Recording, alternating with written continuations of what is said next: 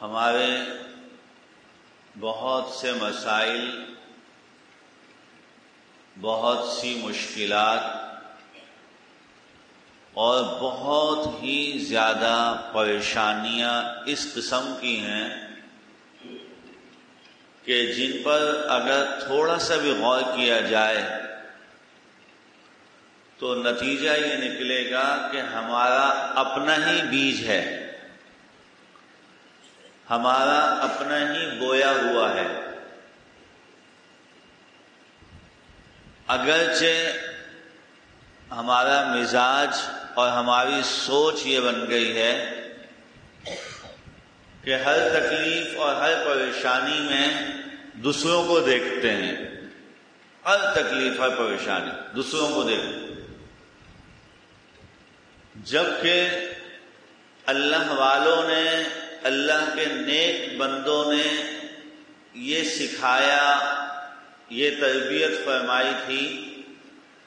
کہ اپنی ہر خوبی کو دوسروں کی طرف سے دیکھنا اور اپنے ہر تکلیف اور عیب کو اپنی طرف منسوب کرنا۔ اصل یہ تھی، کوئی اچھی خوشخبری مل گئی تو کہا کہ الحمدللہ یہ والدین کی دعاؤں کا نتیجہ ہے،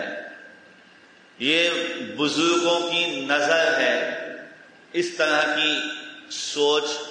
یہ تربیت۔ اور اگر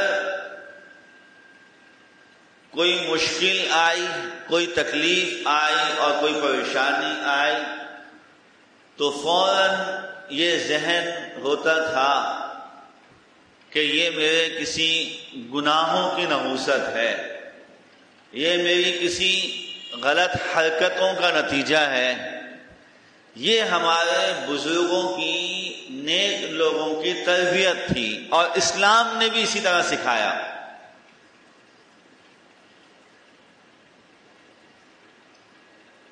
اسلام نے بھی